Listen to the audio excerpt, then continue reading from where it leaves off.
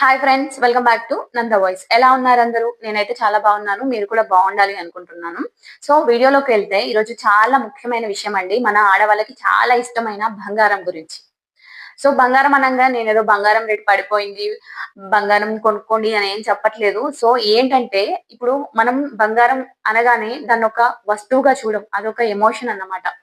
So మనకి ఎలా వచ్చింది ఆ బంగారం అంటే ఇక పెళ్ళికి కొన్నదనో, లేదంటే అమ్మమ్మ ఇచ్చిందనో, లేదంటే మనం పైసా పైసా కూడబెట్టి కొనుక్కున్నామనో దానిపైన మనం విపరీతమైన ప్రేమ పెట్టుకుంటాం కదా! సో దాన్ని ప్రాణంగా చూసుకుంటాం. కానీ జీవితం అన్నాక కష్టాలు రావడం సహజం. సడెన్‌గా ఇంట్లో ఎవరికైనా ఒంట్లో బాలేక హాస్పిటల్ ఖర్చులకో, లేక అప్పులోళ్ళు ఇంటి మీదకు వచ్చో, లేదా వ్యాపారంలో నష్టమొచ్చో ఎమర్జెన్సీగా డబ్బులు కావాల్సి వస్తుంది. లేదంటే మనం ఏదైనా బిజినెస్‌కి దాన్ని పెట్టుబడిగా కానీ యూజ్ చేసుకుంటాం. గోల్డ్ లోన్ తీసుకొని. అప్పుడు మనకి వెంటనే గుర్తొచ్చేది ఆపద్బాంధవుడిలా ఆదుకునే ఇంట్లో ఉన్న బంగారమే అండి. వెంటనే దాన్ని తీసుకొని బ్యాంక్‌లో లేదంటే ఫైనాన్షియల్‌కో పరిగెడదాం. కానీ ఫ్రెండ్స్ ఆ కంగారులో మనము ఆ ఎమర్జెన్సీలో మనం చేసే కొన్ని మిస్టేక్స్ ఉంటాయి. సో ఆ మిస్టేక్స్ గురించి నేను ఈరోజు వీడియోలో చెప్తున్నానన్నమాట. సో ఆ చిన్న చిన్న తప్పుల వల్ల మనం ప్రాణంగా చూసుకునే ఆ బంగారం మనకి కాకుండా పోయే ప్రమాదం ఉంటుంది.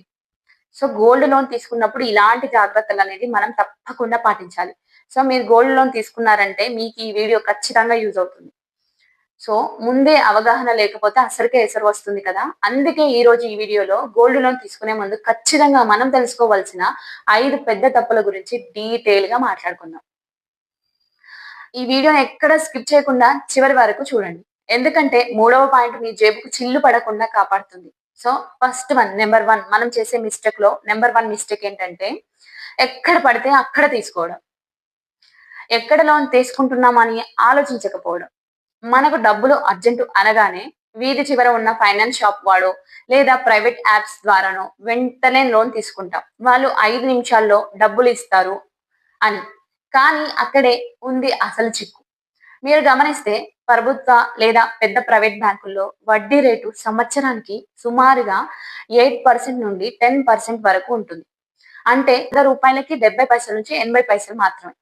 అదే మీరు ప్రైవేట్ ఫైనాన్స్ సంస్థలో తీసుకుంటే వాళ్ళు మీకు నెలకు 1.5% 2% వరకు వసూలు చేస్తారు.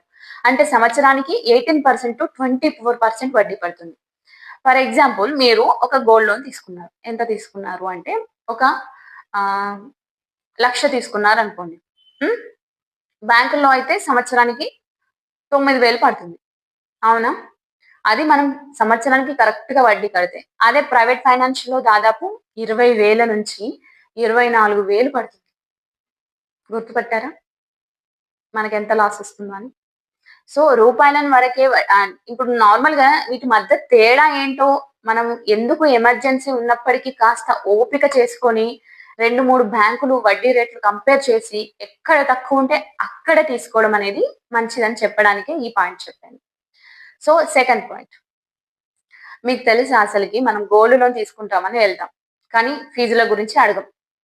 మీరు లోన్ తీసుకునేటప్పుడు వెళ్ళగానే మీకు రూ. 1,00,000 శాంక్షన్ అయింది అని చెప్తారు. కానీ మీ చేతికి వచ్చేసరికి 97,000 98,000 మిగతా డబ్బులు ఏమయ్యాయో మీకు తెలీదు.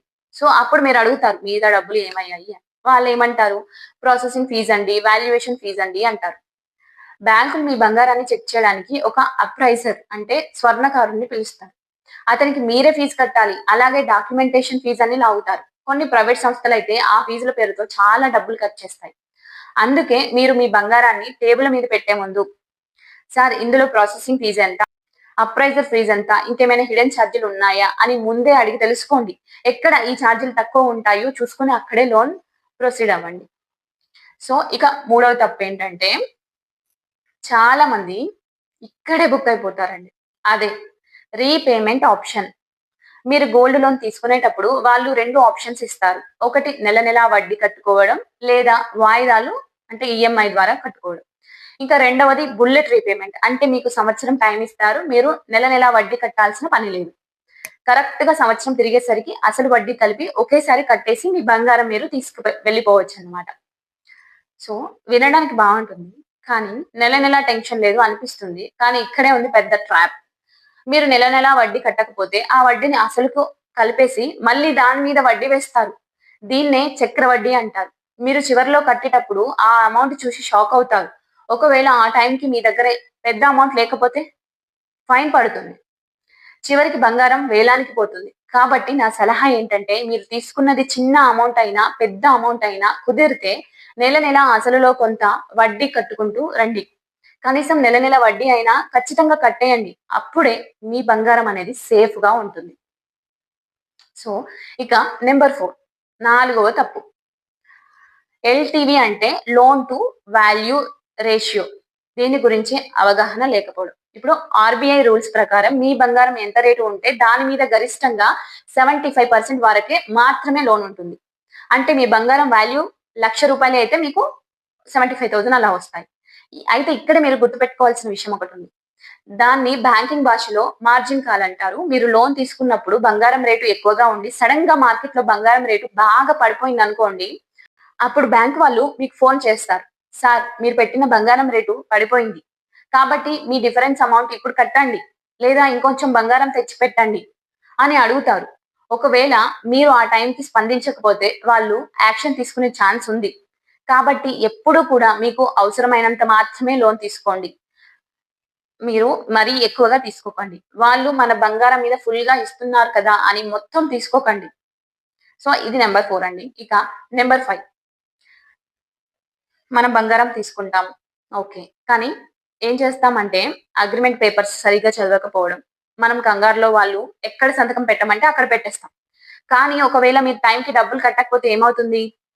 బ్యాంక్ వాళ్ళు ఎన్ని నోటీసులు ఇస్తారు తెలుసా? పేపర్‌లో యాడ్ ఎప్పుడు ఇస్తారు తెలుసా? మీ బంగారాన్ని ఎప్పుడు వేలం వేస్తారు తెలుసా? అనేవి అన్నీ కూడా ఆ పేపర్‌లో రాసి ఉంటాయి. చాలా సార్లు బ్యాంకులు మనకు లెటర్స్ పంపుతాయి. కానీ మనం అడ్రెస్ మారడమో లేదా పట్టించుకోకపోవడమో చేస్తాం. టైం దాటకపోయాక వాళ్ళు మీ బంగారాన్ని వేలం వేస్తారు. ఆ తర్వాత మీరు వెళ్లి బ్రతిమలాడినా కూడా ప్రయోజనం ఉండదు. అందుకే మీ లోన్ టెన్యూర్ అంటే మీ లోన్ అనేది గడువు ఎప్పుడు ముగుస్తుందో నోట్ చేసి పెట్టుకోండి. ఒకవేళ డబ్బులు లేకపోతే అప్పుడైనా బ్యాంకుకి వెళ్లి కొంచెం వడ్డీ కట్టి దాన్ని రెన్యువల్ చేసుకోండి. అంతేకాని సైలెంట్‌గా అయితే వదిలేయకండి. వదిలేస్తే మాత్రం మీ బంగారం అయితే మీకు దక్కదు. సో నేననేది ఇవన్నీ కూడా ఒక్కరికే యూజ్ అవుతాయని కాదు. ఒక్కొక్క పాయింట్ ఒక్కొక్కరికి యూజ్ అవుతాయి. యూజ్ అయ్యే వాళ్ళకి ఈ వీడియో కనపడితే వాళ్ళు లక్కీ అన్నమాట. సో చూసారు కదా! ఇవే మనం ఎమర్జెన్సీలో గోల్డ్ లోన్ తీసుకునేటప్పుడు చేసే 5 పెద్ద తప్పులు. వడ్డీ రేట్లు కంపేర్ చేయండి. హిడెన్ చార్జ్‌లు అడగండి. నెల నెల వడ్డీ కట్టేలా చూసుకోండి. మార్జిన్ కాల్ గురించి తెలుసుకోండి. మరియు టైంకి రెన్యువల్ చేసుకోండి. ఈ జాగ్రత్తలు పాటిస్తే మీ బంగారం ఎప్పటికీ మీ దగ్గరే భద్రంగా ఉంటుంది. మరి మీరెప్పుడైనా గోల్డ్ లోన్ తీసుకున్నారా? ఆ టైంలో మీ అనుభవం ఏంటి అనేది కింద కామెంట్‌లో కామెంట్ చేయండి. సో, ఈ వీడియో మీకు ఉపయోగపడుతుంది అనిపిస్తే ఖచ్చితంగా లైక్ మాత్రం చేయడం మర్చిపోకండి. సో, ఇంకా మనీ మేనేజ్‌మెంట్ గురించి ఇలాంటి మరెన్నో విషయాలు తెలుసుకోవడానికి మన ఛానెల్‌ని సబ్స్క్రైబ్ చేసి ఫాలో అవ్వండి. Thank you for watching.